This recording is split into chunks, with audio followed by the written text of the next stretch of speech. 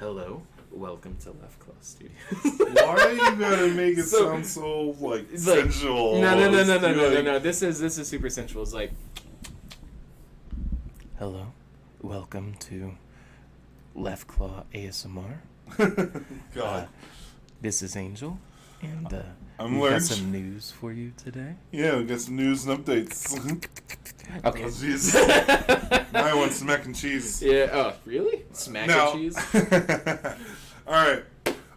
So I believe our first story for today is Just getting right into it. Yeah, we got some Godzilla business going on. Hell yeah. Super good for... Okay, Yep. So this is news that's been out a little bit, but it's supposed to be released sometime this month, unless it's been pushed back, which there's no indication that it is. Godzilla Monopoly and Godzilla Jenga. Oh, Yeah. It looks so good, too. Yeah, it looks gorgeous. This box, it looks great.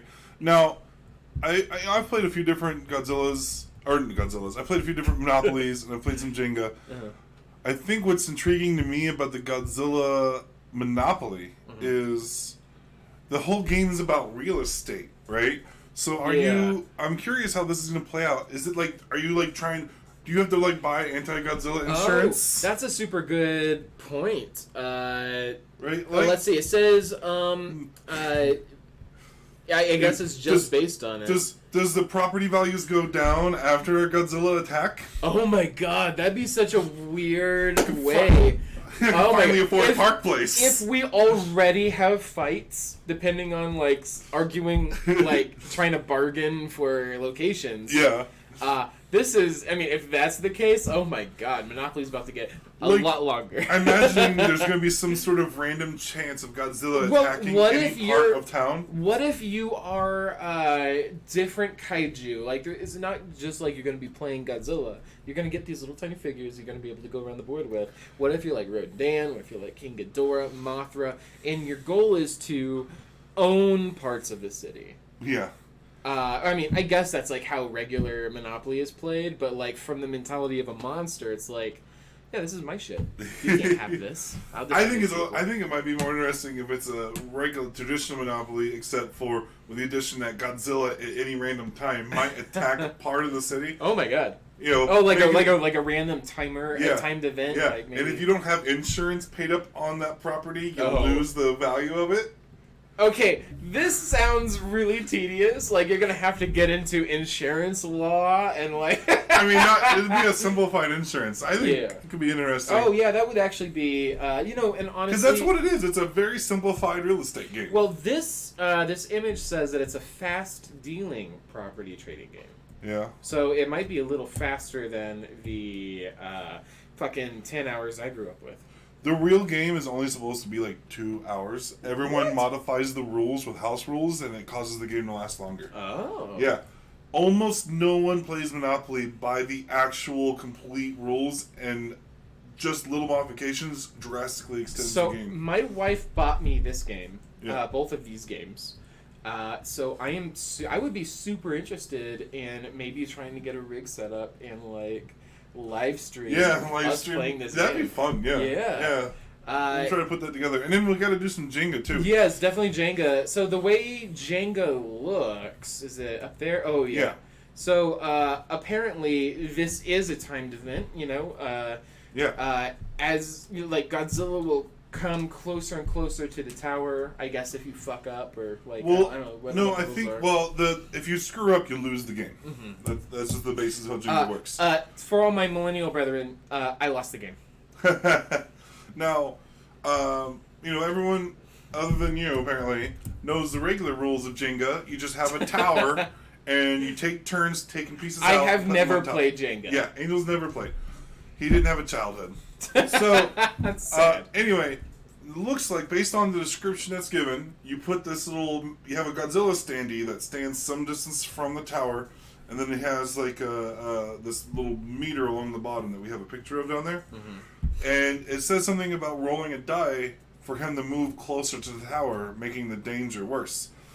And, presumably that means that once he reaches the final lines, he's going to touch the tower and end up knocking it over. So there's just going to be this constant risk of is it going to get knocked over on your turn by Godzilla? So I'd like to at least. I mean, I'd have to play the game both ways, but God, it looks so interesting. And this is the 19. I guess it's going to be based off of the 1985. The starter of the Heisei era Godzilla, which I do have on the bottom of my cap here, an image of said Godzilla. Right there.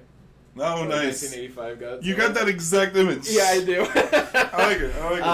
It's a lot of people's favorites. A lot of people hate show it up closer to the camera. Yeah. Or I can show it up closer to the camera if it's easier. Yeah, same image. It's the same image.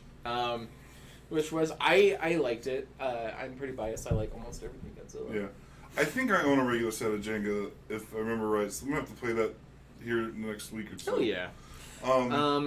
But that kind of leads into the next news. Yeah, some more Godzilla news. Yeah, more Godzilla is what the. What'd you do? Did you lose your link? I guess so. You made two. There it is. Okay. So Godzilla monsters, by the time this comes out, will have already come out for Magic the Gathering. Really? Yes. Like it's coming out within a matter of hours? It came out on Friday. Oh, okay.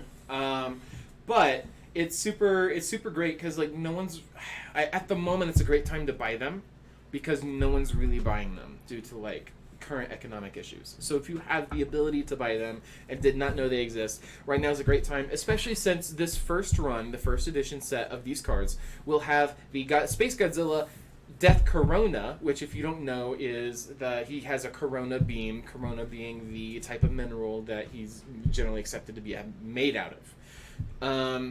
And due to the current issues, pandemic, they changed it so any sets coming after the first edition will have Void Invader as opposed to Space Godzilla Death Corona. So expect the first set series of Death Corona cards to fucking jettison. Yeah, those values are going to skyrocket. I mean, it's Magic the Gathering. You used to play, didn't you? No, I've never played Magic. Really? Oh, me neither. But I bought probably 200 packs. I never bought it because it's well, the only trading card game I really got into was Pokemon back in the day. And I spent hundreds of dollars on those cards. And I figured out I am too impulsive to play those kinds of games. Yeah, I can tell you from experience, I used to play Yu-Gi-Oh! Pretty competitively at my local college. And I spent hundreds. Like, I easily spent thousands on it. Like, if I had my own income, I would have spent a lot more money. Yes. That was the money I was able to con out of my mom as a kid. Because I'm talking about when I was like 5th grade. So grade. I'm not proud of this. It is a dark place in my life. But I have probably stolen like 2,000 Yu-Gi-Oh cards. Wow. So I do not do that. I regretted it, and I actually suffered legal troubles because of that whenever I was a youth, like really young. Yeah. So he's already paid his dues on that. They never did it again. Yeah. But you know, that just goes to show that can be an obsession. Yeah. But I'm definitely going to be obsessing over all these cards until I get them all. Yeah. So, that's definitely something I have so many other interests that I spend my money on already. I mean, I once spent my entire tax return on comic books. Yeah. Oh, I remember. It was like $3,000 in comic books I spent in 2 weeks. It's not good. I cannot do Magic the Gathering. I had the fortune of carrying them to your room. Yeah. Quite a bit. Yeah. Very backbreaking work. But I'll say, as someone who doesn't play Magic, I still have to say that's some beautiful artwork there. Oh yeah, every single there's so many Godzilla cards. Is there more images on this page? Not on this page, but okay. There's a lot of great, like every single bit of artwork is phenomenal. So yeah, check those out if you have any interest in Godzilla or Magic. Hell yeah. Definitely worth taking a look. But the next thing I thought we'd talk about is kind of in general a Mandolorian Season 2 news. Yeah. First of all, my future ex-wife, Rosario Dawson, she is playing Ahsoka from the Star Wars, Clone Wars, and Rebels. Yeah. God, she's a perfect for the role. Live action Ahsoka Tano, I am really looking forward to it, and I don't know if there could have been a better casting. No. Rosario Dawson, she is a delight in everything I've seen her in. Ahsoka Tano is easily the best thing about the original trilogy, or like prequel trilogy. Yeah. Of Star Wars, and she wasn't even in the first 3 movies. But she is, like her character is. She's not in the live action movies. This will be her first live action appearance that I'm aware of. Mm-hmm. But in the animated stuff, she was one of the best. She was possibly the best part, you know. But we do have, do know what she might look like. I tuned in to watch Anakin grow and fell in love with the character Ahsoka. Yes. Like, it was great. So I'm super excited, but that kind of goes into the. So that's old news. Yeah, that's relatively old news, and it's the only piece that's officially confirmed that we know for sure. These other castings, kind of, they're strongly rumored. Yeah, but they seem very plausible. It seems like it's all but confirmed kind of situation. So Timothy Oliphant is. I'm not sure. It's not, So they don't know what he's going to play. be, right? Yeah, but he's allegedly will be in the season 2 of Mandalorian. I'm looking forward to him. I've been a fan of Timothy Olyphant since Die Hard. Live for Your Die Hard. Oh wow! Which, whatever your thoughts are about the movie as a whole, like I overall liked the movie. Some people didn't like it as much, but I think everyone can agree that Timothy was fantastic in that. I watched it once and I liked his performance. Yeah. Like, I didn't know the name Timothy Olyphant before that. It feels like I've seen him somewhere else. Apparently he played Justified or Deadwood. I haven't seen either of those. Yeah. But, I mean, I'm sure this is news for Timothy Oliphant fans. Yeah. So that's some great. And then, who's the next one you want to pull up? Yeah. The big one. Yeah, Tamara. Tamara Morrison? Is that how you pronounce Morrison. it? Yeah. I apologize if I'm butchering it. But if you don't remember, he played Jango Fett in Attack of the Clones, Star Wars Episode 2. Which is the template of all of the clones. Right, and so Boba Fett was a clone of Jango Fett, who was played by him, so he's now playing his older clone. Yeah.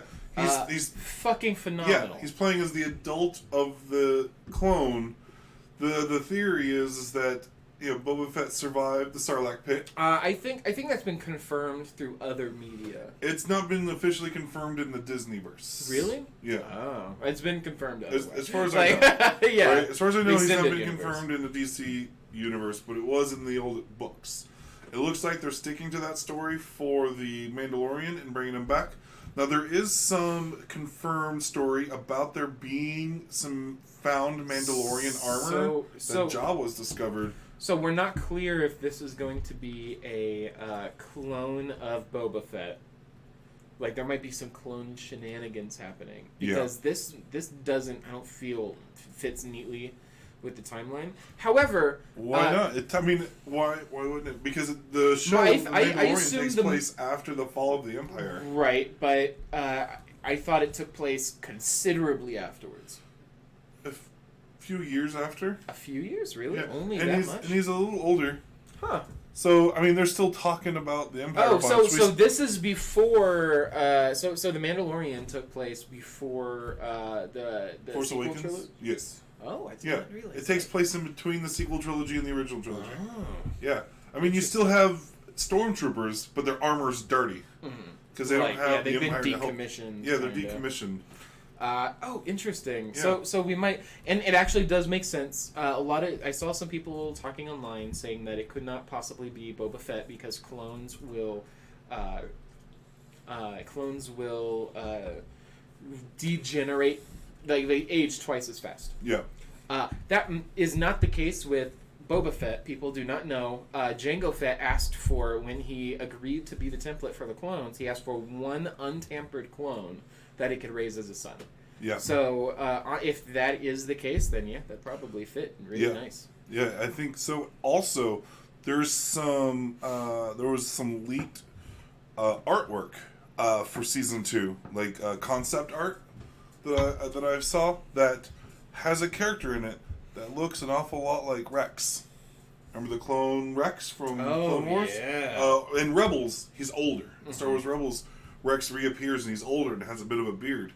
And the artwork looks just like that. So it could be an even older Rex, but I haven't finished Rebels, so I don't know if he's still alive. But still, they're all on the same template. I'm not sure if that would be the case, because Anakin was just starting his career as Darth Vader during that case, and like, there's no surviving clones, in my opinion, that was able to survive the aging issue. I believe it's Boba Fett a little bit older. There has been some speculation I found poking around online that it might be Rex returning, but because it looks like Rex, but they're all based off the same template. So there's no. It could be. I mean, he could look like Rex. An older looking Rex could just be an example of what an older looking Boba Fett will look like without a helmet. Yeah, that's really tough to say. So that's something I'm extremely excited about. That I know this is blasphemy. I never felt that Boba Fett was represented well as a effective bounty hunter. He managed to find, a ship. I agree. Garbage, I don't think he was in fact, there's a current leading theory that he's not even a Mandalorian. Yeah, I mean, he got taken out by a blind Han Solo. So, we didn't see him do much other than successfully track a ship. No, I don't. Gosh, I cannot recall. On screen. I've seen enough comic book material, between the extended universe and read enough novels of the extended universe and of the Disneyverse that I can never. I'm starting to get blurred lines as to which one is which. Yeah. I believe that the comics kind of expand the usefulness of what Boba Fett can do. Yeah. I mean, because if Boba Fett was as amazing as he could be, Yeah. it would have ended the trilogy a lot faster. Yeah. But so I'm really excited to seeing what else Boba Fett can do. I want to see him. I mean, in a way, I want to see him redeemed and be. Do you? Yeah, I want to see him doing something not redeemed as a good guy redeemed in his skills. Oh yes, I agree. I think we should return to kind of a badass nature.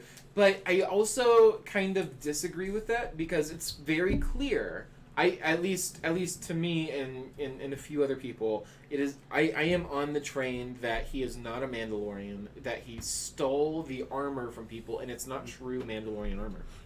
That could be a point of contention between him and our boy Mando in the show. That's true. So I'm looking forward to see what kind of conflicts we get out of that. So I really hope it is actually Boba Fett that he's playing, and then we get to see the next step of that. Yeah, like confrontation wise. And then we got one more rumor. Yeah. For casting choice for Mandalorian, Katie Sackhoff and Phil Tippett. Yeah, reprising the roles from what they played in the Star Wars Clone Wars and Star Wars Rebels. Yeah, Bo-Katan. What is the Phil Trippett? I don't remember. Is it Trippett? No, it's Tippett. Yeah. I got the Katie Sackhoff. I know who she is. So he just said that he will be working on the 3rd and 2nd season of. Okay. So he's a video effects artist. Yes. Okay, that's why it didn't register for me. So yeah, we got the visual effects guy that's going to be helping with the show. Did you say seasons 2 and 3? Yes. That's even more exciting because it's promised of a 3rd season. I kind of hold that with a grain of salt. I think that it's very easy to plan for season 3. Yeah. It's even easier to cancel season 3. So. Well, let's hope it's not coming to that, because that show. Oh, it's so good. I mean, let's be honest. The Mandalorian was the horse that was pulling the Disney Plus service when I started. That's true. Disney Plus has lots of quality content, but it was the Mandalorian that, as original content, it was such good quality Star Wars content that's what led to the majority of their subscriptions. Now I kind of want to talk about something that's not news realistically, but since we are talking about Mandalorian, I would like to say I hope Baby Yoda turns out to be evil. Oh yeah. Yeah, I hope that he grows up. I mean, I would like to see Yoda growing up in kind of like a war-torn, always like having to run away kind of thing. Maybe not evil, but definitely a dark Jedi. Yeah, a rogue-like role character. Yeah. A rogue-like. I think we've already had nice Yodas. Like the Yoda creatures, what is colloquially known as tridactyls. Yeah. That'd be interesting. Seeing how, but I don't know. They age so slowly. Yeah, we might not see Mando that. won't be alive by the time he hits puberty, probably. Which is a little sad because I'd like to see new stories on new characters instead of Disney rebuffing the old ones. I hope that this new trilogy that they're making kind of goes back and forth between. The High Republic trilogy. Yeah, the High Republic trilogy kind of goes back and forth between the future and past.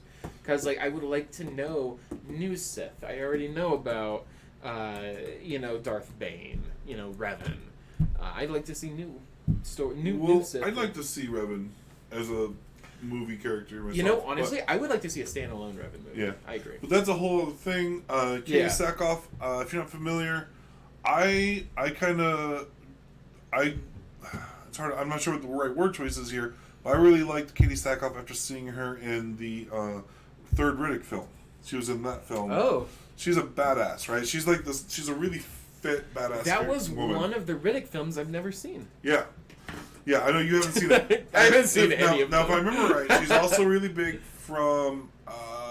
Don't kill me if I'm wrong. I think from Battlestar Galactica or one of those other major sci-fi shows. Huh. Tell us in the comments what was the shows that you think you feel she was the biggest on. I know she's big on. I'm pretty sure on the Sci-Fi Channel, which would help contribute to being on I'm trying to look to see what she was a part of. Yeah.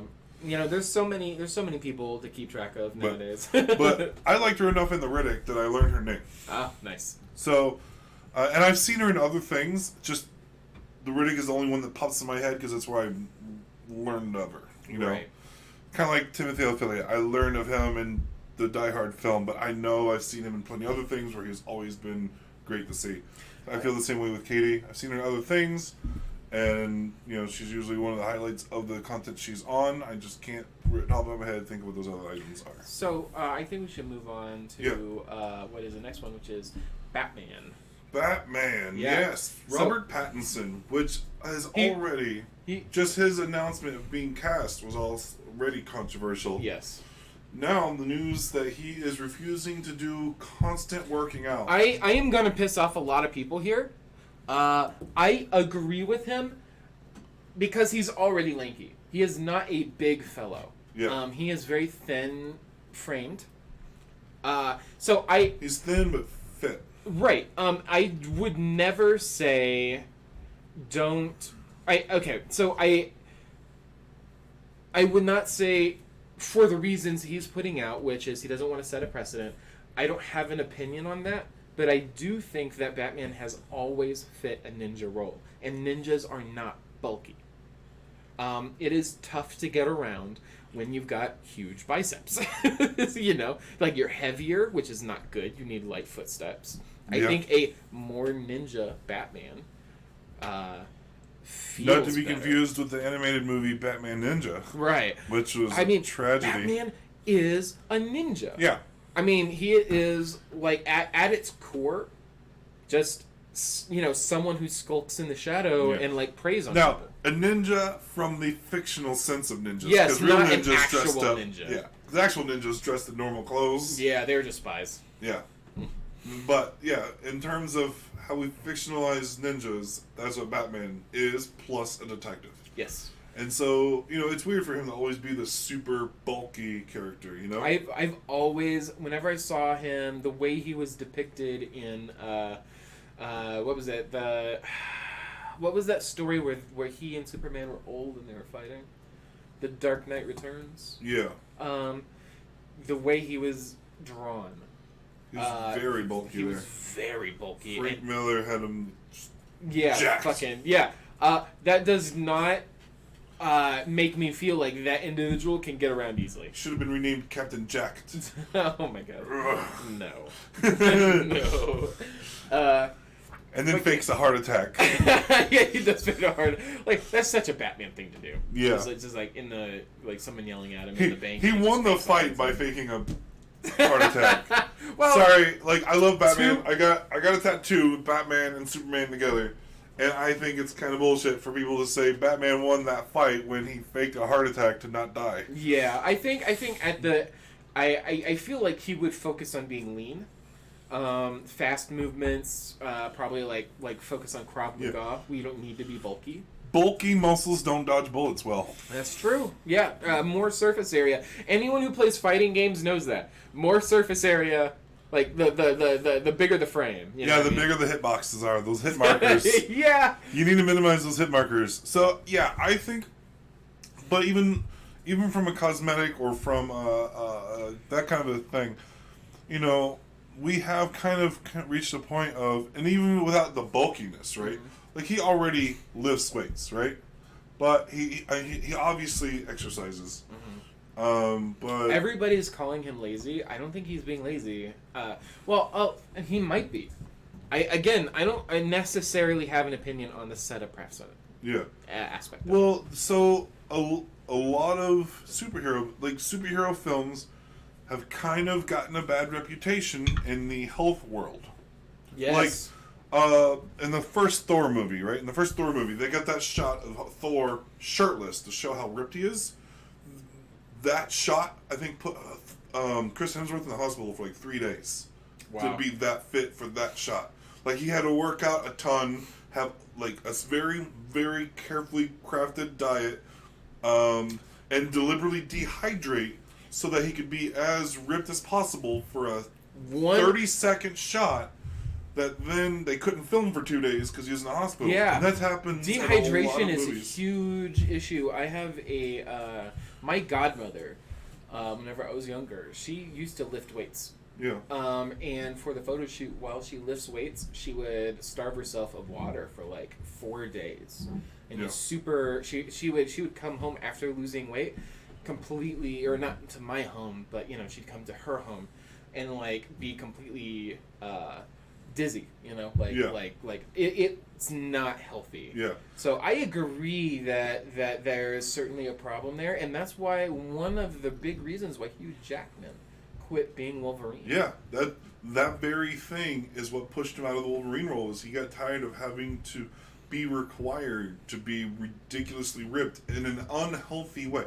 There's a difference between healthy fit and unhealthy, flashy. He's getting up there in age. Like at some point he had to quit, but I think it would have been a lot later had he not been required. And the original Wolverine didn't need to be that. Yeah. He just needed to have large biceps.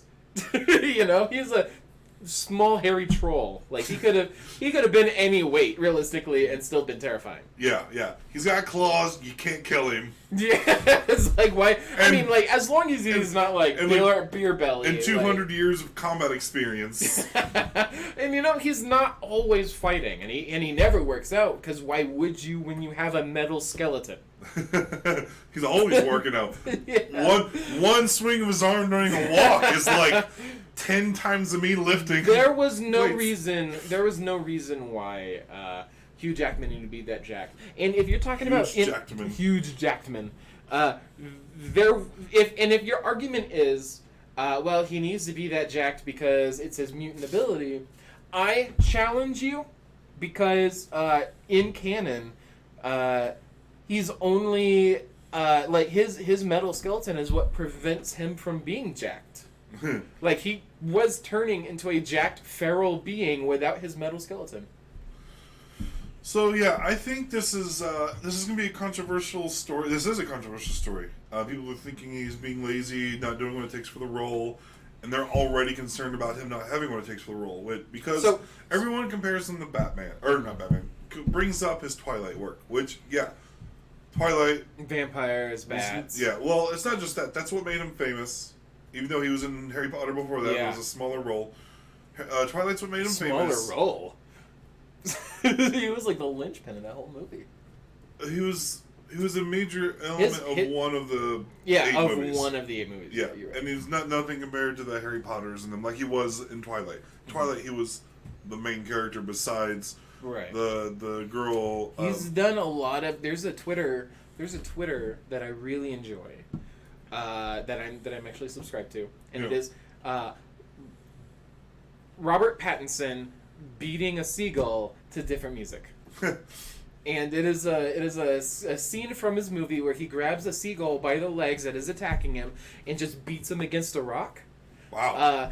And which movie was that? I don't remember the movie. I've never seen the movie. Okay. But someone on Twitter is actively putting video game music, pop music, heavy metal, literally hundreds of songs to him just wailing on this seagull. And it's beautiful. That's great. So, anyway, the problems in the Twilight movie was more about directing and writing than the performers. I think if the actors. I 100% believe that if the base material is kind of iffy, then you're probably gonna have problems. Well, okay, there's a few things. Like one, here's something I learned studying this content in school was about how I had a professor who made this really great statement. He said that a bad director will make any actor look bad, good or bad. A bad director can make Tom Hanks look like a bad actor. Yeah. But a good director can, make a good actor. It can make a bad actor look okay. But if you have a great director, you can make good actors look great. So the acting work is as much a work of it's as much a reflection of the director as it is of the actor. Oh yes, a good example of this is Ben Affleck's appearance in as Daredevil. I have been saying for years, if you change that Daredevil outfit to being Batman outfit, then that would have been a great movie. So yeah, I mean, and then eventually became Batman. Yeah, he did. And I personally felt like he was one of the best Batmans we've had. Yes, I 100%, and that is a controversial statement. But he was the first one to make me believe he was Batman. Yeah, like, just the way he moved, which was, to be fair, computer edited. No person can actually move that way. Which I'm fine with. Yes, I'm 100% fine with. Yeah. So I'm not saying that other Batmen were not good because they weren't able to move like that. Just that it just by virtue of the time. Yeah. So yeah, I feel like I love the Dark Knight trilogy. It's one of my favorite superhero trilogies. But I feel like that Batman was inspired by the comics, but the Ben Affleck Batman we got was based on the comics. Yes. It's strongly how I feel about that. Yes. Now, I am, to be honest, I'm a little tired of Batman in live action. I love Batman. Oh, me too. But we've got such a vast catalog of DC properties. But I am getting a little fatigued from the entire Bat Rogues gallery. I would not be opposed to. And it's one way it's hard to say that because they do make the Joker was really good, and hell, this Batman movie with Robert Pattinson might be fantastic. I did enjoy the Joker movie. Yeah. And I'm enjoying Harley Quinn. Yeah, but it was tough. It was tough for me to start watching to begin with. Not because it was Harley Quinn. I'm very mixed feelings about the character itself, but not because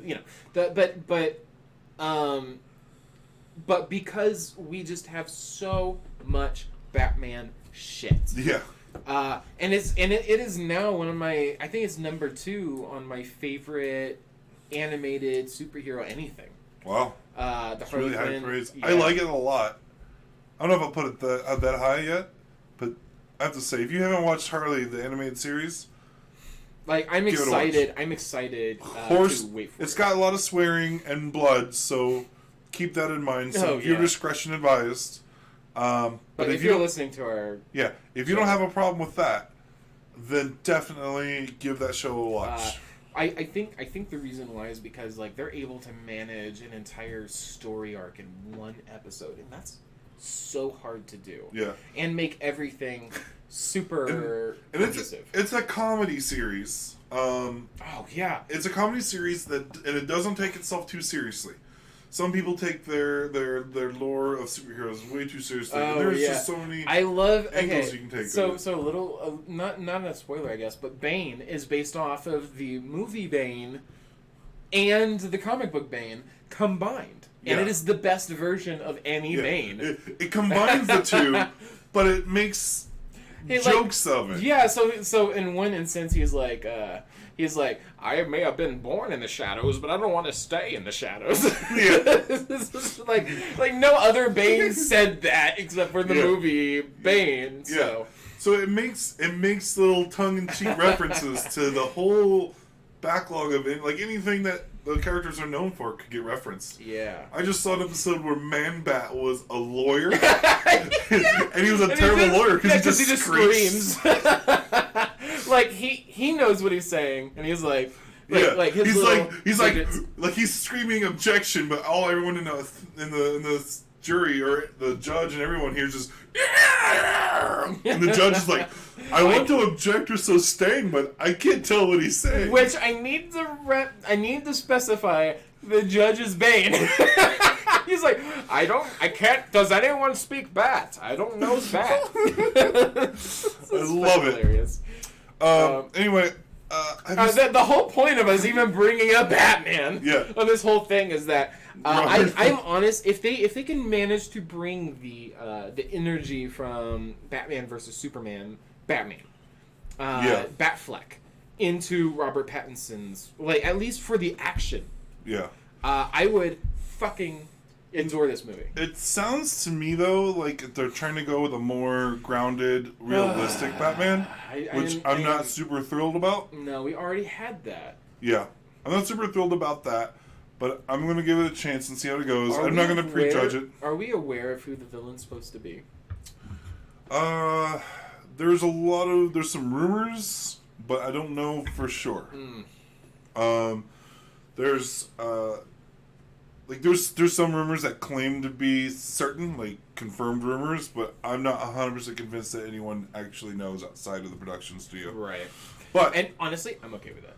But all angles point to it not being the Joker, which I'm happy with. Yeah, so glad. Now they are talking about him being in the sequel, the second movie. I hate that we're getting rumors about the second movie before we know who's doing the first movie. Yeah, I did hear rumors it's supposed to be Scarecrow, and I'm hoping it's not Scarecrow. Honestly, there could not be a more boring character. Oh, yeah? Yeah, I think Scarecrow is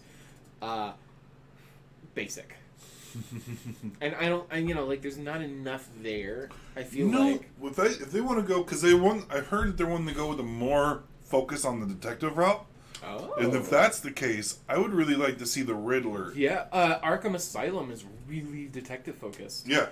So that would be very cool if it was Arkham Asylum based. I would be pleased if it was a very detective heavy Riddler. Not Riddler. Victor Zsasz. Oh, yeah? Yeah, being the... Pursuing the serial killer? Yeah, that would be... I'm game for that, too. Yeah, that would be awesome. I've been waiting for a live-action Victor Zsasz as a main villain for a long time. Yeah. Like, he's in Gotham quite a bit, but he's different. Finding the Zsasz murders was one of my favorite aspects of, several of the Arkham series games. So, yeah, I don't know. Back on the subject of the article... I think it's a positive thing. Mm-hmm. I think this could help the health and wellness of our actors that are performing in these superhero films. If, this might not make any difference to anybody, but it's nice to see it starting someplace. Yes. If he does this now and then the Batman movie comes out and it's a success, other superhero actors might then get the nerve to resist a little bit of this, I think the actor who plays Star-Lord, and his name escapes me. He was in Parks and Recreation. Right, Chris Pratt. Yeah. I think he's already done with the whole gotta get into superhero shape. Yeah. Some superheroes, you can't get over it. Superman is supposed to be the perfect pinnacle of what a human... in general, it's supposed to be. Okay, Superman. I think Superman needs to be able to be, fit, but he doesn't have to be completely ripped. He's powered by the sun. I don't think any Superman has been Wolverine level ripped. The Man of Steel one is awfully ripped. Yeah, but not like Wolverine. Because you could see fucking tendons with poor Hugh Jackman. Yeah. Well, part of his stuff is they would have him they'd have photos of him like this with his claws out and you see the veins in his arms.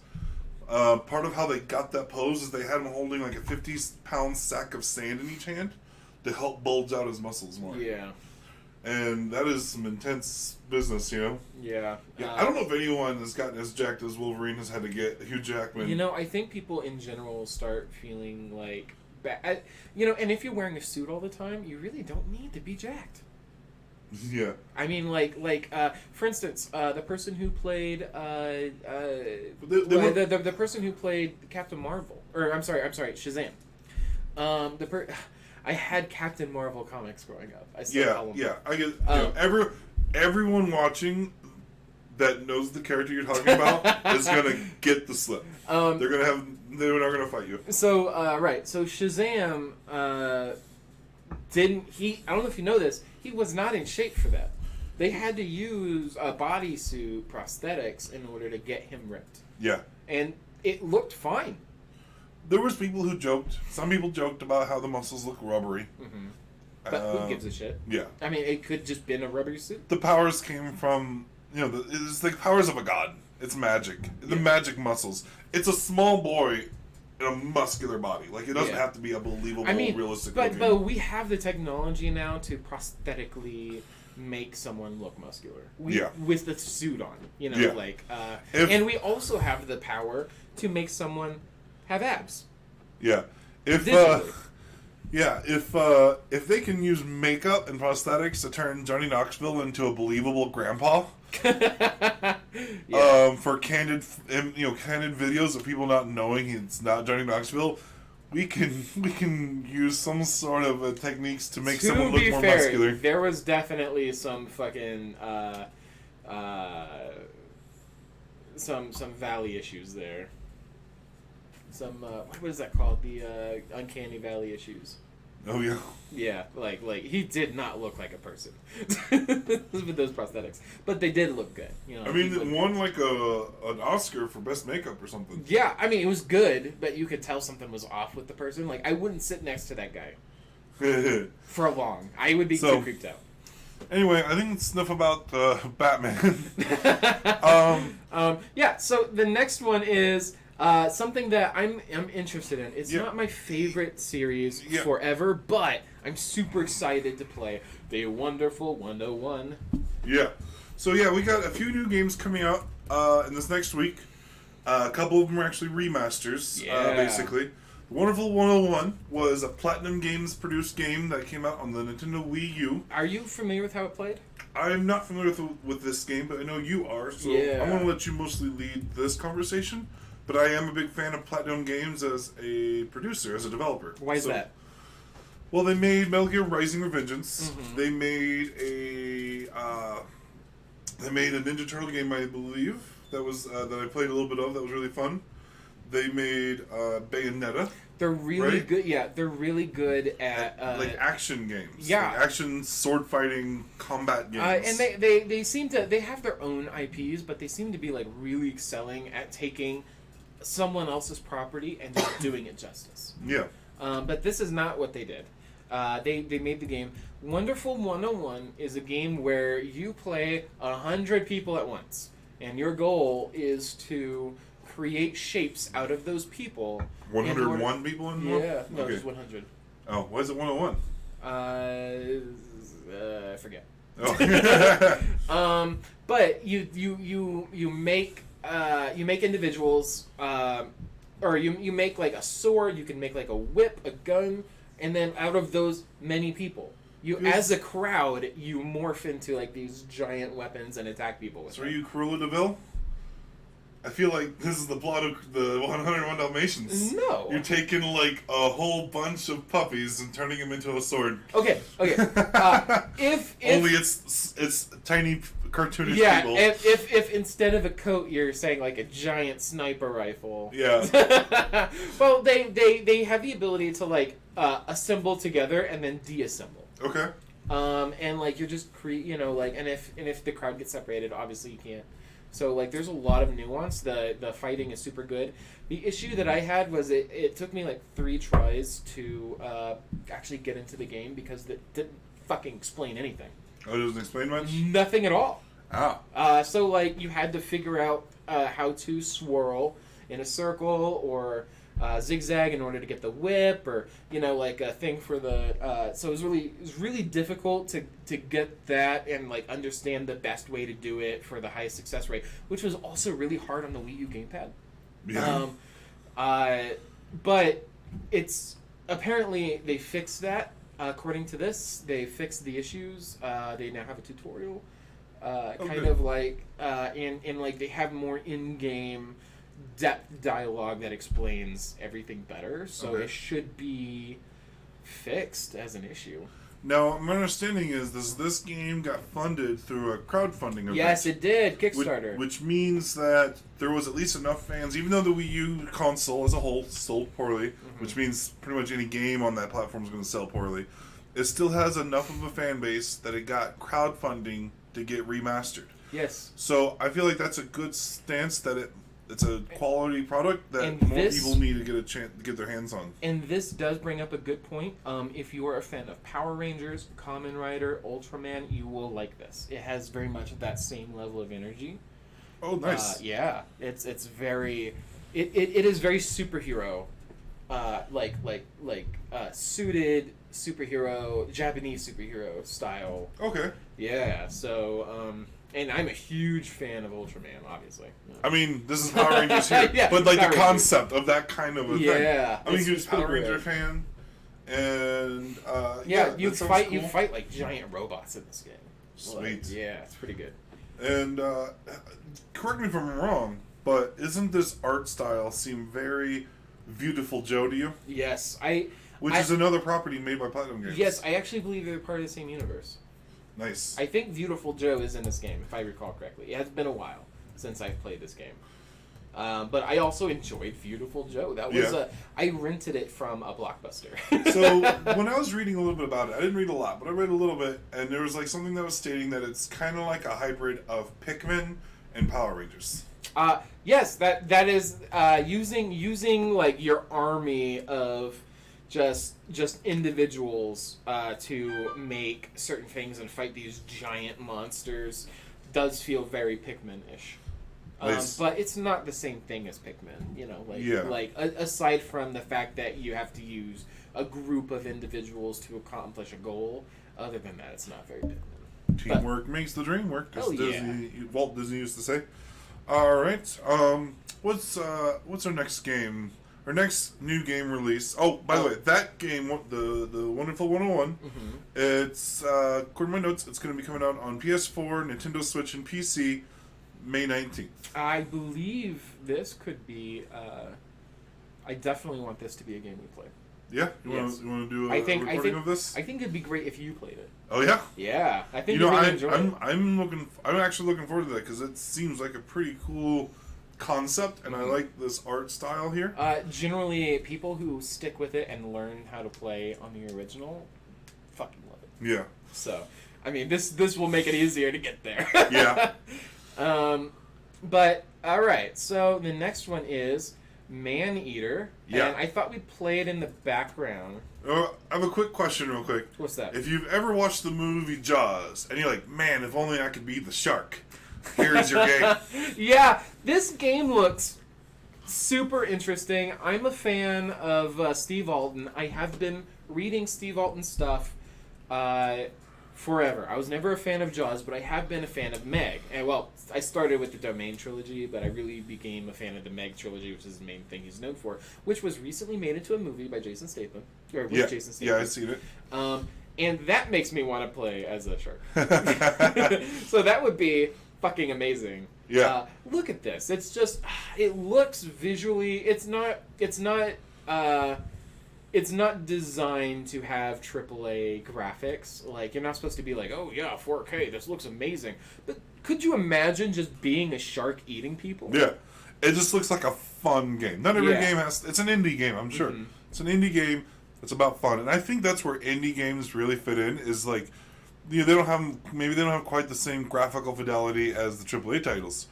But they still, can jack up the fun factor on this stuff. And I have never heard of a game where you're playing as a shark and eating people like this, Yeah, and I played as a dolphin on the Sega Genesis. It's touted as a action adventure game. I would have thought it'd be like a survival game, but that's not how they're playing it. Yeah.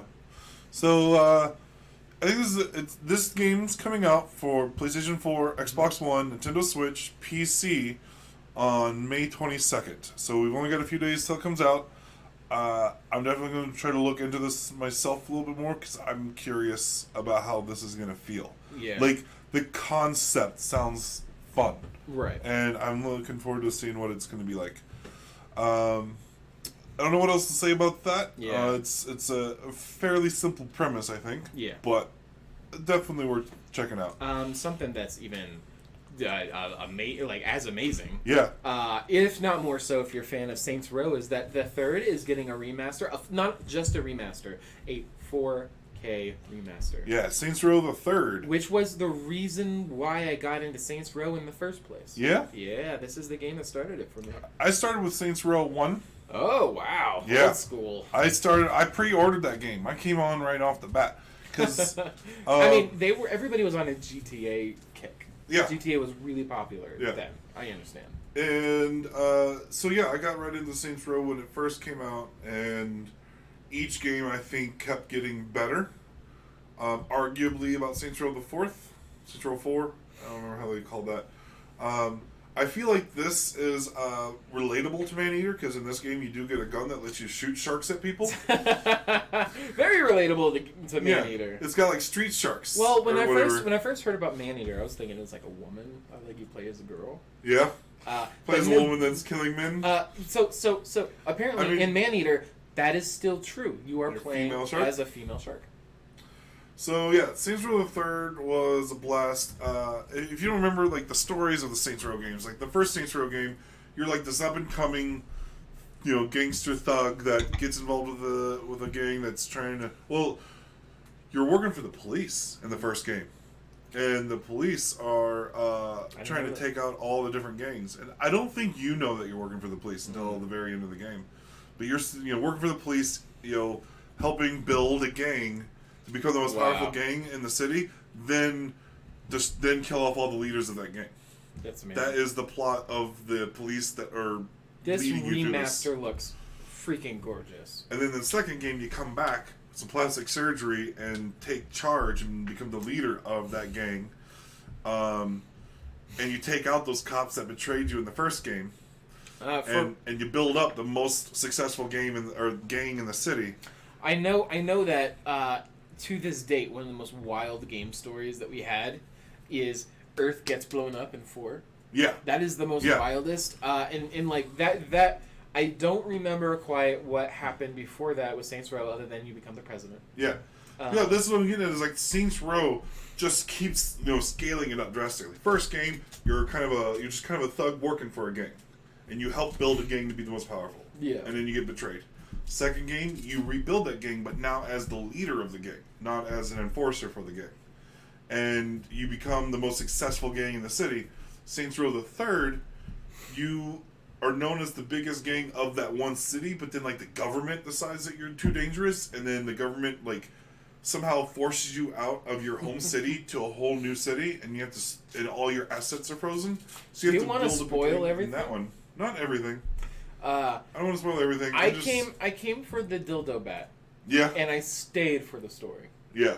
It's such a great story. And so yeah, Saints Row the Third, you're like trying to build, you're still building a gang again, but you're already a known guy. Yeah. You're already famous. And then like the events of the third lead into the fourth, and in the fourth, you're the president of the United States. A surprise hit for me. Yeah, who became famous because of your work within the game community. And then the world gets blown up, and you're trapped in a Matrix-like world, which was intended to be DLC for Saints Row the Third, Yeah. but it became its own game. It really should have. It was going to be called Enter the Dominatrix. And I think they still made the DLC called that, but it wasn't the same thing. Oh, I don't remember that. I don't think they did. But yeah, well, I did know. I I remember they were working heard on about. Oh, no, I know what it was. Enter the Dominatrix, I think, was like they showed concept art for that in the game. yeah, Yeah, that's I what think it you're was. right. So yeah, Saints Row is one of those games that it started off with a Grand Theft Auto premise and just it's played the same character, scaling up to ridiculousness. Man, having superpowers in Saints Four. Row 4 was the best experience of my life. Yeah. I feel like at that point I was like, I wish this was Infamous. So if you haven't played Saints Row the Third, or if you have, take a look at this remaster. Seriously, it is a blast. If you didn't see the trailer, you should definitely go watch it again. They have different stuff. I played it earlier. Yeah. And if I remember right, it's going to be coming out on May 22nd, the same day as Maneater, so you get all your shark fixes in one day. I kind of like that it's going to be on the Switch. I'm going to play it on the PS4. Yeah. But I'm glad it's on the Switch. So it looks like it'll be on the Switch, PS4, Xbox One, and PC. God, that just looks good. All right. So the next one, it's a little sillier. Yeah, a little sillier and a little further out because Yeah. that ends our games that are coming out for the next week. Mm-hmm. Now we're looking further beyond, but relatively newer announcements based of games coming further out. There's a lot of remasters, or rehydrated in the case of SpongeBob. So we decided to kind of do this, one, because I played like every single Game Boy era SpongeBob game that was ever made. And two, because THQ Nordic, one of my favorite game development studios of all time, who made the Darksiders series, is remaking this, as they should. And it looks visually appealing. So this game, SpongeBob SquarePants Battle for Bikini Bottom Rehydrated, which I have to admit, that is a fun way to remaster title. Yeah. It's rehydrated. Because for obvious you're reasons, you're a sponge. Yeah. You're a sponge in the ocean. It's apparently a faithful remake of the best SpongeBob game ever created. That's one of its features. Yeah, one of the features is it's very faithful. It's a faithful remake of the best SpongeBob game. I like that. I like that little detail there. So I haven't kept up with the new SpongeBob episodes, but I would like to make a nostalgia bomb based on a Game Boy Advance game that I used to play when I was a kid. Oh yeah? Yeah, it was super influential actually as like a primary game that I tried to beat. Oh yeah? Yeah, I mean it's not that great of a game, but I loved it. I never was big into the SpongeBob shows, the cartoons. I think I'm just a little old to have hit that range to get into it. I don't know. You would have been. What channel was it on? Was it Nickelodeon? It was Nickelodeon. That's why I didn't have Nickelodeon. I didn't have it either. I saw it at daycare. Oh. Yeah. So. I didn't go to daycare. I went to daycare for a few months. Yeah. I watched Street Fighter cartoons. I was at. That's actually where I saw Spawn. The TV series. Nice. Was at daycare. Spawn? Yeah, they had it. I thought my daycare was Ezzy with the Street Fighter. Fuck no. Yeah. Spawn. I've seen the cartoon. Yeah. With the blood, with they're like cutting people up. So within the first 30 minutes, you see tits. Yeah. So you're allowed to bring your own movies and like VHSs and stuff, and people would bring Godzilla, Star Wars, all of that. Someone brought in the animated TV series. They didn't cut that off when the tits showed up? So it was in the back room. The TV was in the back room that was adults not just observed. didn't want to be paying attention? Yeah, well, there was no way other than going into a corridor to see it. Guys are being naughty at a very young age. Well, we didn't know any better. Yeah. It was like a cool visual thing. Yeah. Yeah, it's very scarring. That is funny. Wild. Yeah. So... I'm curious. I'm sure this has plenty of the humor of the SpongeBob cartoons. Now, while I haven't watched much of it myself, I do occasionally quote it. Like sometimes when we're getting ready for a show, I'm like, "I'm ready. It's super. It's quotable. I had an alarm clock that was handed down to me whenever I was a kid from a friend of mine, and it was giant letters FUM, and then it sang the whole song whenever you press it down. Oh. So I'm assuming that's a SpongeBob song. Yeah, it's like F is for friends who do stuff together. U is for you and me. N is for anywhere, anytime at all, right here in the deep blue sea. And then Plankton sings it, and he says, F is for fires that burn down the whole time. U is for uranium bombs. N is for no survivors. So, the show is surprisingly edgy for like a 90s TV show. But, yeah. But, all right. What's our next news that we've got? This one we're gonna. Scarlet Nexus. Okay. Are we wanting audio for this, or? Yeah, I think it might be worth doing the audio for this trailer. They the knowledge of this game existing has been around for a little bit. Mm-hmm. The new announcement mainly is that pre-orders are now available. Oh. So you can now go to your preferred retailers. It's and going to pre-order the be game. on the PS5. Yes, it'll be on PS4 and PS5, and Xbox One, Xbox Series X, and PC. It didn't. What I looked up did not indicate anything about the Nintendo Switch though, which is curious. For a little, it looks like it's going to be a PlayStation exclusive. This is on the PlayStation YouTube channel, Right. and this trailer was put out. You know how the publishers will sometimes put out a trailer. You know, like the Valhalla, the Assassin's Creed Valhalla was on Xbox, put out by Xbox with Ubisoft together. So it was just like marketing through PlayStation on this trailer, this announcement. But from what I looked up, it's going to be on most platforms. So the context of it before we watch it, the description says, in a far distant future, humanity's last hope falls in the hands of an elite group of psionic soldiers who battle an invincible threat known as Others. Unravel the mysteries of brain punk future caught between technology and psychic abilities in Scarlet Nexus. That sounds amazing. Yeah, and it's being described as an action RPG, and I love the way it looks. I think it has a really cool vibe that sits well with me, and I just wanted to share that with everybody. So let's go ahead and play that.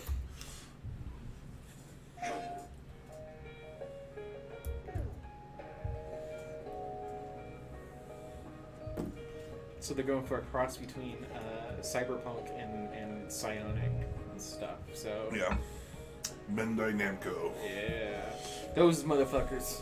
Yeah, they have a new villain archetype that you don't see much elsewhere. Get to in a second. Yeah, like plants. Flowers. Yeah. Wow, interesting. Others have arrived. Oh, that's so cool. Right? Kind of get the feeling of Last of Us. A little bit, yeah, but because they were like fungus, which I guess aren't plants, but yeah, they were people that were twisted by fungus. God, these are some good-looking designs. It's very clear something's taken over actual things in the real world. All right, and he's dead. He's no longer a protagonist. Nice. Oh, that looks super fun already. This reminds me of Saints Row 4, where you had like psychic powers to like bring cars and shit to you. Yeah. We were just talking about that. Oh, that looks nice. This is visually appealing. I don't think I'd wait for the PS5 to play this, if I'm being honest with you. Yeah, there's not a release date that's been revealed yet, so it might not come out until the PS5's launch. I wouldn't even know if I'd want to buy a PS5 version if the PS4 version is available in 4K. Yeah.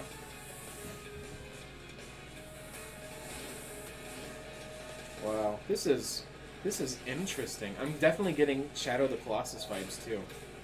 Yeah, it's got a lot of mix of things that look. Oh, look at that! Like, okay, so the fighting style looks more complex than it seems. Goodness, that was a joy to look through. That was a beautiful game. Yeah. I watched that and I was like, we got to share this whole thing. Yeah. Because it's hard to describe. It's got like this kind of almost cyberpunk Japanese anime hybrid vibe with plant monsters. They call it brain punk. Brain punk. Yeah. Using psionic powers to do some similar effects like you might do in Saints Row 4, but without the dildo bats humor. Which is definitely a negative one for me. any game that does not have the dildo bat is a negative one. Damn. I don't even think that highly of Saints Row, but I am willing to stand on that principle. But yeah, I thought this is a really cool new IP. We need new IPs for the next generation. Yeah, we that definitely needs to do. happen. I mean, I love sequels as much as anybody, but I'm always a little iffy on new IPs because you never know what new IP you can trust. Well, but I do want to keep an eye on, and this was one of those new IPs that's caught my attention. I can't confirm it yet, but the way like things are happening, it almost seems like the cutscenes are going, or not the cutscenes, the talking points is going to be like visual novels, Japanese visual novels, which, if you don't know what they are, is like still images with someone audibly talking and having like the chat being viewable, and then cutscenes will like have fully 3D cutscenes, but sometimes they don't. But I feel like it's clear they will have cutscenes, but the way everything is generally designed looks like they'll probably be a combination of story, cutscene, fighting. Doesn't look like there's a lot of like exploratory. Yeah, we'll see. But yeah, I don't know. It's no, it looks visually appealing, and that's not a bad thing. it looks either. the visuals, the art was gorgeous. Oh, and the gameplay looks like a lot of fun. And I'm really interested in understanding the lore of this. Something that will get me into a game super fast is an intriguing, all-encompassing lore. Yeah. If you make me want to know about your world, I will buy your game. Mm-hmm.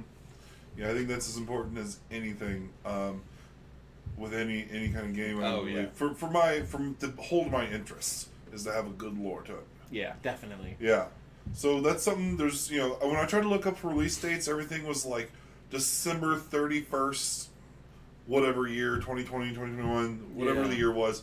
Pretty much anytime you see December 31st listed, that means there's not a known release date yet. Yeah.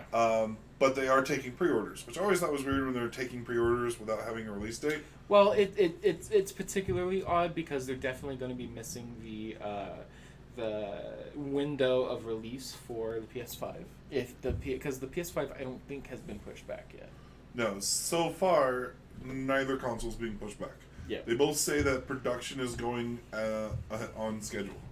Which is super necessary. Because, like, in my opinion, releasing a console, even in the way it is now, is probably better than waiting. I actually, I didn't bring up an article for this, but in my research for this week, I did find some information that PlayStation said that they are still on track, despite all complications with the virus and everything, that their production for PS5 is not being interrupted.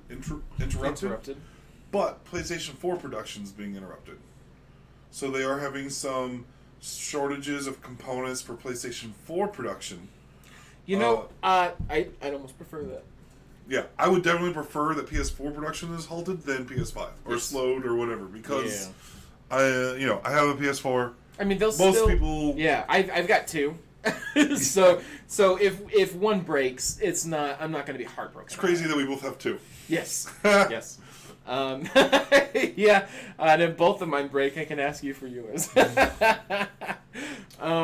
So that's Scarlet Nexus. Which, not to show I mean, I also got an Xbox One. I have everything. Yeah.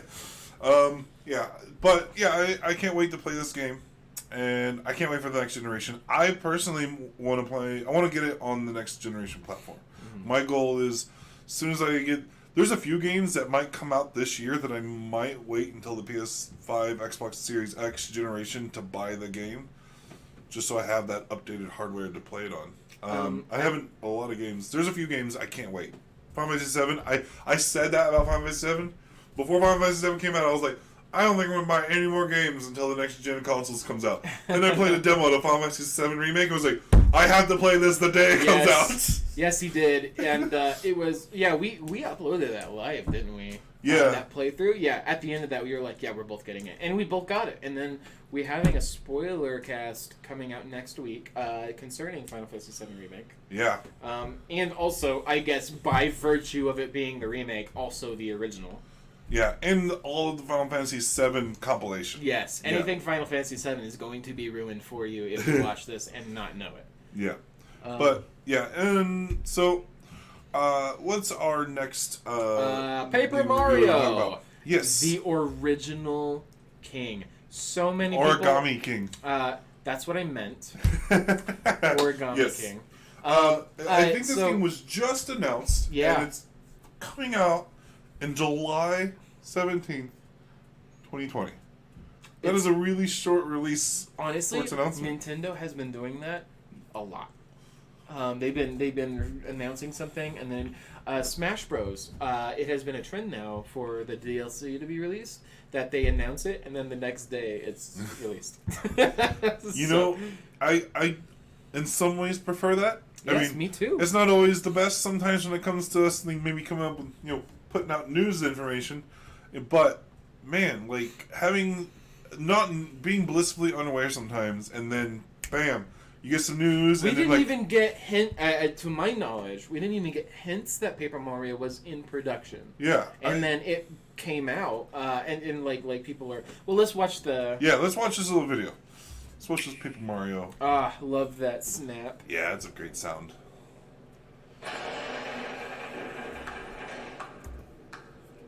Oh, look at that. Look at that, sweetie. Paper Princess. How good to see you. Hold on. Will you create yourself and be a boy Crease like yourself. me? Oh, crease. God damn, I am not able to read. Yeah. Will you? Wrong answer. Right answer. It matters not. Your replies are all paper thin. Go away. Paper puns. Goodbye, Mario. Oh! Oh, this is awesome. So it looks like the origami critters are... Origami plot. Oh my god. Unfolds. Fucking love it.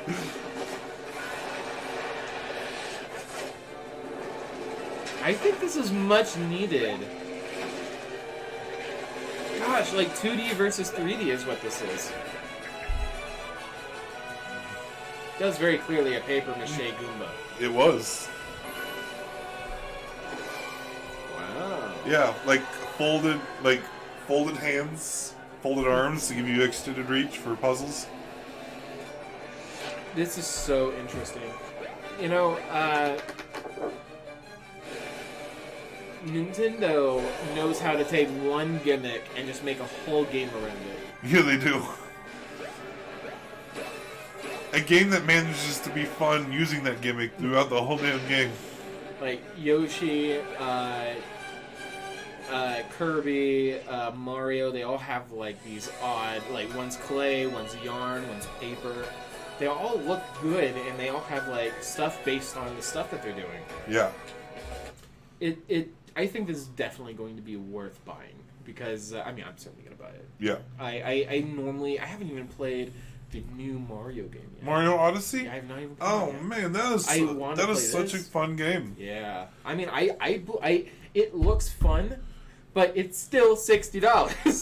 Yeah, I mean, it does kind of frustrate me that Nintendo keeps their and by virtue, GameStop, for instance, can't sell it for less. Yeah, you know the benefit is that means if you buy it today, in a year from now, you won't feel bad for paying a whole $60 because it'll still be $60.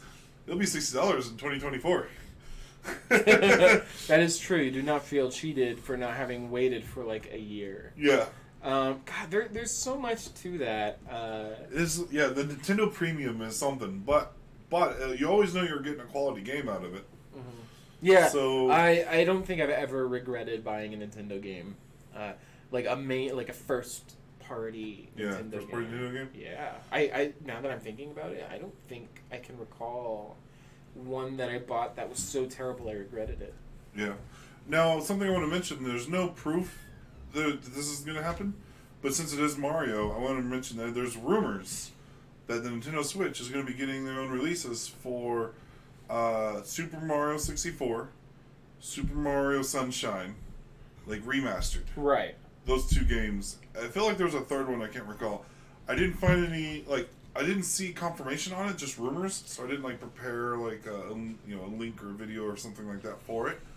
But I thought I'd mention it briefly. I think that if they were to release, it'll probably be on the end of the life of the 3DS. Yeah. Yeah, I think the 3DS is the one that could take the most advantage of it being an N64 3D game. Well, I think it's already on the DS, isn't it? What? Super Mario 64? I don't think so. I mean, it might be. I have not kept up with it. I don't have it, but someone, an old friend of mine showed it to me on one of his Nintendo handhelds game platforms. I don't remember if it was the DS, 3DS. I mean, it would have been the 3DS. I believe it was the 3DS. I mean, if it did happen, it would have been the 3DS. Yeah. So it's rumored that it's going to be remastered and released on Nintendo Switch at some point. Yeah. And at some point before long too, but you know how Nintendo's good at kind of keeping things private for a long while. Yeah. Like this Paper Mario, like there may have been a rumor somewhere that I missed before, but we didn't actually know anything about it until just now. Yeah. We didn't have confirmation. Yeah. Even if there was a rumor, I mean, who was waiting for it? Yeah.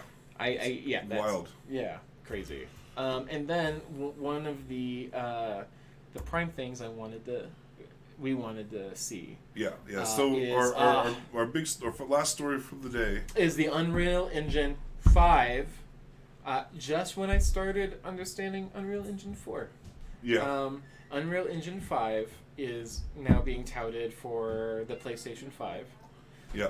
And this may or may not be true. Well, this is true, but we don't know the context. Supposedly, or definitely, a tweet was deleted by Microsoft's Gaming Center, like the Windows Gaming Center, and which stated that they also would be able to handle it, and apparently specifically they said it would run better on the Xbox Series X. And they deleted that tweet supposedly because they were told that they could not. Right. Now it was. I think we can confirm that the tweet was made and then removed. Yes. We don't understand the context can't confirm. Because the direct people who removed the tweet. So industry people stated why they felt like the tweet was removed, but we don't know for sure. You're right. Now, officially, Unreal Engine 5 will be supported on both platforms. Yeah. I think that because they make a big deal about the solid-state drive. Supposedly, definitely, Xbox will have to have a scaled-down version. Yeah. It will not be able to run at the efficiency that the PlayStation 5 will be able to. Yeah. Let's go ahead and let's start up our little tech demo that Epic Games put out for the announcement of Unreal Engine 5, which I want to say it's been interesting. We haven't had much major news on PlayStation 5 in a little while, and our first big news about PS5 is coming from Epic Games. Because I checked, they confirmed that this was actually running on a PlayStation 5 hardware. They had an HDMI cable hooked up to a PlayStation 5 while someone was playing the demo. It's phenomenal. Let's check it out. Hello, I'm Brian Karras, Technical Director of Graphics here at Epic Games. Hi, I'm Jérôme Plateau, Art Director of the Special Project. A few years ago, we got together as a team and brainstormed where we thought we could push forward state-of-the-art and real-time graphics. There were two key areas that stood out. The first, dynamic global illumination. Could you imagine being a leading standard on I don't have to be constrained to game the game where engines? the world has to stay. And I'm able to iterate a lot. Now it's going to be well before the engine comes out available to the public. I think it was the end of 2021. What it is capable of. But first, there was another area that we thought we could push forward. Truly virtualized geometry. Artists wouldn't have to be concerned over polycounts, draw calls, or memory. We could directly use film quality assets and bring them straight into the engine. That's amazing. And that's a big deal for artists. I just want to be able to import my ZBrush model, my photogrammetry stack, my CAD data, without wasting any time optimizing, creating melodies, or even lowering the quality to make it hit right. In the end, that's what it's all about. Art that just works. And we call this new technology Nanite. Here is the future of Unreal Engine running live on a PlayStation 5. Wow. Awesome. Let's take a look at it. That's what we're looking for. This has to be the one way. So do you think this is motion capture?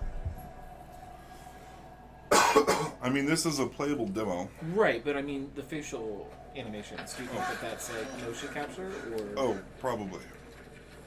Because I know people have been Before we like straying continue, away let's from stop motion a moment capture. and take a look at some of the key features of this demo. Much of what you see was built with Quixel Megascan assets, but instead of using the game versions, Yeah, we zoom used in there. cinematic versions, which would typically only be used That in looks film. gorgeous. They're around And you're not going the to truly triangles get range. And what thanks to it looks virtual like. I texturing, think this is they in all use 4K. 8K textures as well. Nanite can render an insane number of triangles very quickly. There are over 1 billion triangles of source geometry Wow. in each frame. The Nanite crunches down losslessly to around 20 million drawn triangles. What does that many triangles look like? This isn't noise. These are the triangles, each a different color. Most are so small that they look Wow. like noise. Nanite achieves detail down to the pixel, which means triangles are often the size of pixels. This amount of That's geometric amazing. detail requires shadows to be pixel accurate as well, and Nanite can do that too. I am excited to see. Speaking of The lighting, PC community should be all of the lighting in this ecstatic. demo is completely Yeah. dynamic, with the power of Lumen that even includes multi-bounce global illumination. No light maps, no baking here. Without GI, This excites me. all of that beautiful lighting is gone. With Lumen enabled, we can move the light and the bounce changes instantly. Yeah. Yeah, I mean, so, that's so they're not. tough to. Yeah, so they're not artificially having the light in different areas. The light is bouncing off of the surfaces realistically. Ray tracing. Yeah. Oh, this is incredible. We've made some great additions to our audio system as well. Convolution reverb allows us to measure Oh, that reverberation looks so characters good. with real That's spaces, very like actual caves that we sample and uh, reproduce them in Tomb virtual Raider. space. Mm-hmm. Sound field rendering allows us to record and play back spatialized audio. that I don't know if you could tell, but to us that sounds All phenomenal. of this adds up Yeah. to a more immersive experience. It sounds like you're in a cave. Like it has that echo and a distant echo. Now I will say I'm not getting the full benefit of it. I am deaf entirely in one ear. Oh yeah. But I can This tell. form of bats was I can created tell with the a quality Niagara of the effect audio. system. Particles in Niagara can now talk to one another and understand their environment like never before.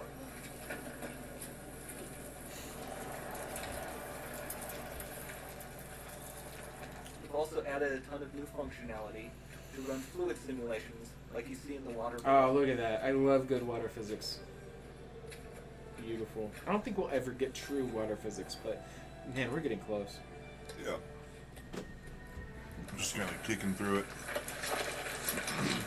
The demo runs on our chaos physics system. Here we are using it to accurately simulate the rigid bodies of the falling rocks and the cloth of her scarf.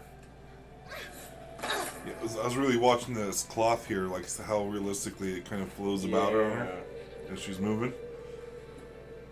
It doesn't feel like a scripted positioning. No. It feels like it's just flowing as the physics would pull it. We've had that aspect for a long time, but Yeah. it looks Now that the physically environment accurate. is so Yeah. complex, we needed to greatly improve our animation systems to adapt. We've added predictive foot placement and motion warping, which dynamically modifies IK and body position to look more natural. For the character to more realistically interact with the environment, we've added the ability to trigger seamless contextual animation events, like her hand on the door. Wow. That did look really Dynamic natural. GI is amazing, not just for speeding up iteration, but also for its impact on gameplay. Any light source can move while still having beautiful bounce lighting. Oof. Dynamic illumination means That's secular amazing. as well, which you can Yeah. see on all the metal surfaces. You can even I guess see it's the not Niagara true powered ray bugs tracing. reacting to the light. But it does Lumen feel not only supernatural. reacts to moving light sources, but also changes in geometry.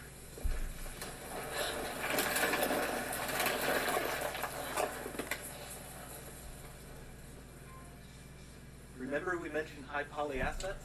I imagine if statue you was pulled imported someone from directly 2,000 from years ZBrush ago and told and them is to more look at than this 33 this million video, they triangles. probably couldn't tell a No difference. baking of normal Yeah. maps, no authored LODs.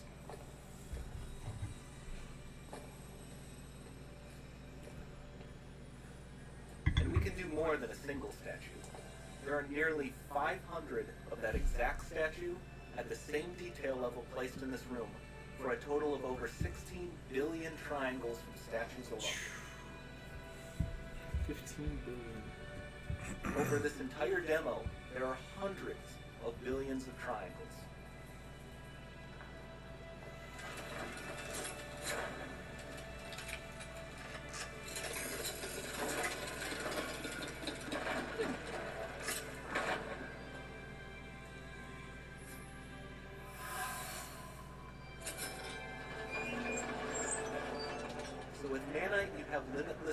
geometry, and with Lumen, you have fully dynamic lighting and global illumination. That was tough to All look at running almost. on the Oh, yeah. PlayStation 5. That sunlight getting in your eyes. It's pretty legit. Yeah. God, that's gorgeous.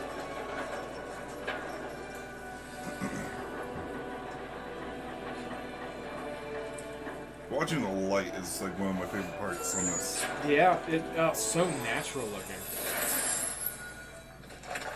And apparently you got a fairy in your arm. Yeah. Hey, listen! The whole time. There's not much time left. And this doesn't need to be constrained to small rooms. It can stretch all the way to the horizon. Think of your happy place. Yeah. The portal, it's open. Don't fail me now.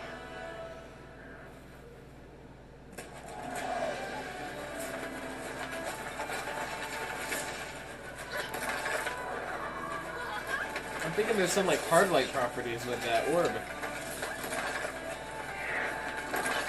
Think so? Yeah.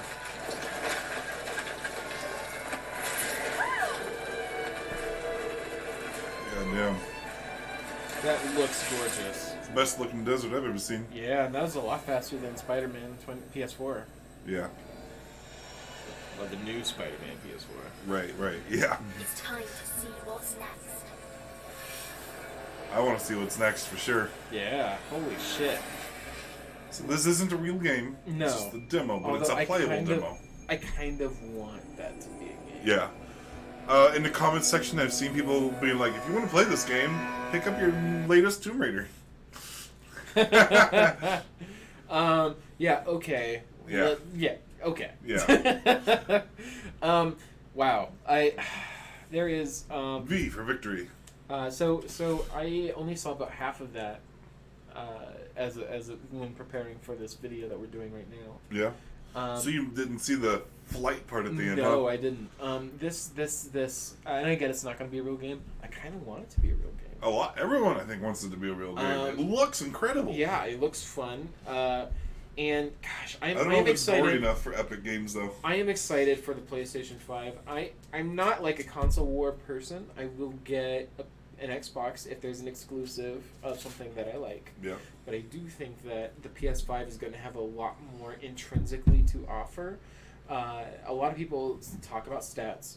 Yeah. The way I view the Xbox One Series X, or the Xbox Series X, and the PS5 is the PS5 is a ninja in the way that it's engineered, where everything is designed to specifically work synergetically with the PS5.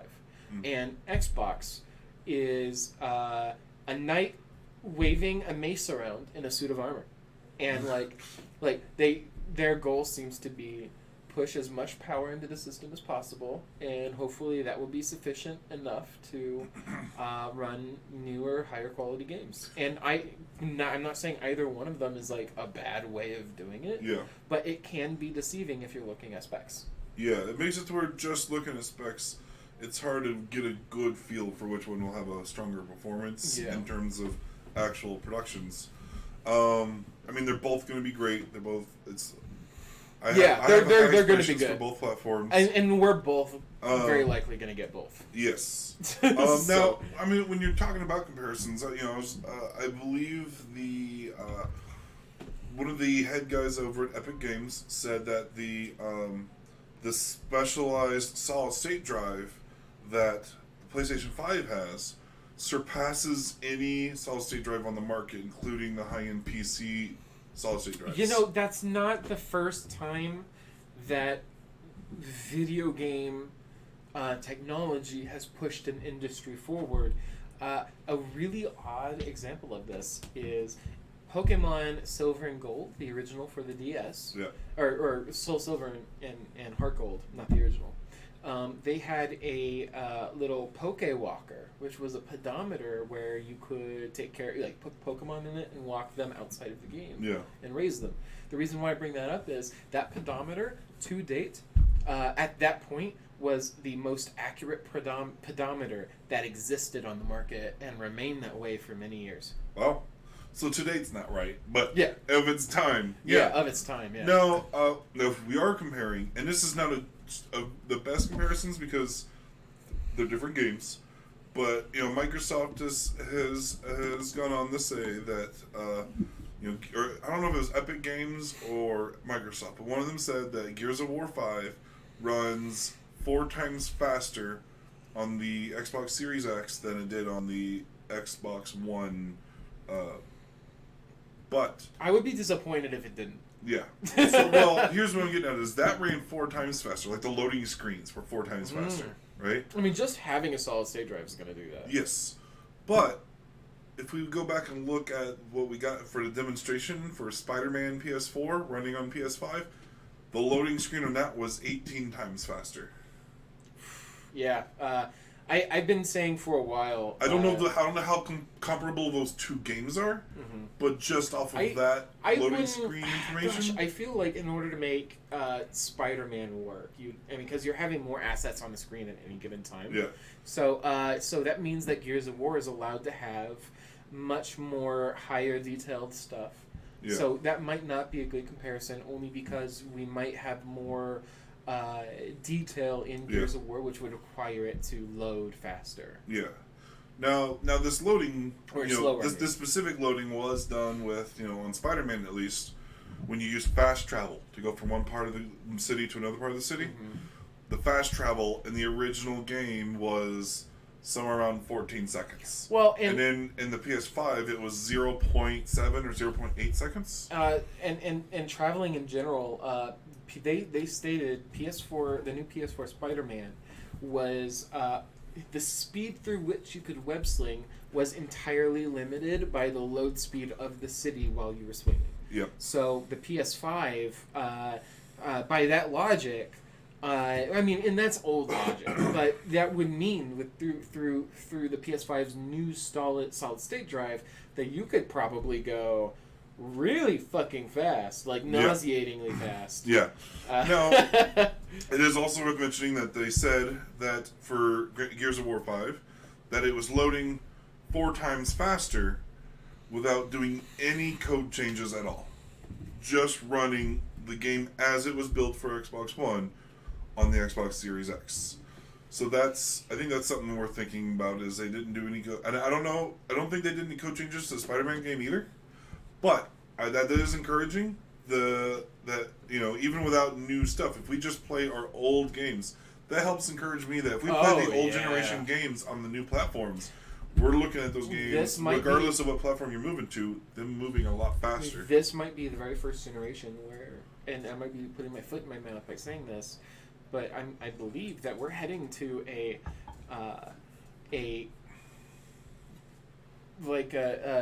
loading screen less future. Yeah. And, where are we going to get our little tips, though, in mid-game? Gosh, that's so true. I guess we'll have to go to the menu and select tips specifically. Yeah. But, they can still pop up tips, like, mid-game, a little tip here and there. Even if there's a loading screen, it's going to be like that. I can't say goodbye to loading screens fast enough. Yeah, seriously. I love the advent of using discs for our loading technology. Do you know but it how slowed much down loading. I bet it would be shocking if you had the ability to pull up from your entire life, just out of nowhere, what percentage of your life was a cutscene, or a loading screen. Yeah, what percentage of your life was lived waiting for a loading screen to be done? I want to see how many minutes and seconds, not necessarily percentage, just how much raw time has been sitting on a loading screen. That I would kind of agree with that if it was not for the fact that it's way more shocking to see 17% of your life being stuck on a loading screen than it would be because after you get over 1,000 minutes, it stops having meaning. Well, you usually make it into days and weeks or years. That's true. Yeah, if you look at a stat that says you spent 1.4 years on a loading screen, that's terrifying. Then you're like, ugh. Well, especially since it's estimated that the average person wearing shoes an average amount of time, whatever was considered average 20 years ago, spent 2 years or 2 weeks of their life tying shoes. I guarantee you spent more time than 2 weeks waiting on a cutscene. Waiting on Or loading screen. Loading screens. Yeah. You know what I'm saying. Well, and you know, cutscenes are a means as well of loading. Sometimes, Some people, sometimes people will use cutscenes as a means to load the thing you're going into. So Yeah. you know, like I guess it'd be kind of hard to do that. Which is who cares? Yeah. There's also like a lot of games also faking loading screens by like Final Fantasy VII had a lot of those where you're crawling in between spaces. That's a loading screen. Yeah. You're actively crawling through something. Yeah. So you don't notice if it's a they are loading screen. coning your vision, that is a loading screen. I mean, Yeah. and you can see that sometimes if you have the ability to like crawl faster, and then sometimes it'll just stop you from crawling. Yeah. Because you're going too fast for the loading screen. Or like suddenly reverse directions that sometimes will slow your game down a little bit. Yeah. So, but yeah, I cannot wait. I remember watching the Unreal Engine 4 reveal years ago and And being you were like, excited "Oh my about it?" god, I can't believe how good this looks." And now I'm doing the same thing. It's been 10 years, and I'm Oh doing my the God. same thing for Unreal Engine 5. It's It really feels like PS5 is keeping up with the Unreal Engine development. Yeah. So I think this next generation is going to be incredible, and I can't wait for it. Let us know in your comments below what you think of some of these games that we talked about today. Man, I hate to say it, but I think one that the game that piques my interest the most. Oh, I don't hate to say it. I think the game that piques my interest the most is Scarlet Nexus, but I think I'm going to have fun with Maneater. Scarlet Nexus is going to be fun. I think that's the one I'm super looking forward to. Yeah. But just Paper Mario, Origami King. Yeah. Looks fun. Yeah. I am actually really excited to get my hands on it. So sound off in the comments below which games that we talked about today seem the most interesting to you, and also let us know a little bit about what you think of our format. We're still trying to adjust and kind of get what we feel is a good flow for our show structure, and our show length even. So any thoughtful advice, insight or advice you guys might have on what you'd like to see from what we're doing here, we appreciate it. Do you have anything else? No, I think that's all. Please like, subscribe, hit that notification bell, and we will see you. Share. Yeah, we'll see you next time in whatever video you want to watch. Yeah, and be sure to check out our Final Fantasy VII Remake spoiler casts. Yes. That'll be uploaded very soon. Yeah. We had a it'll be blast this- recording that. That was great. Yeah, we it'll had a be- friend of ours on the show too, Vale. Yeah, Vale. So you'll get third person's perspective on that franchise. So Yeah. Please like him. I believe this spoiler cast is going to be up on Tuesday.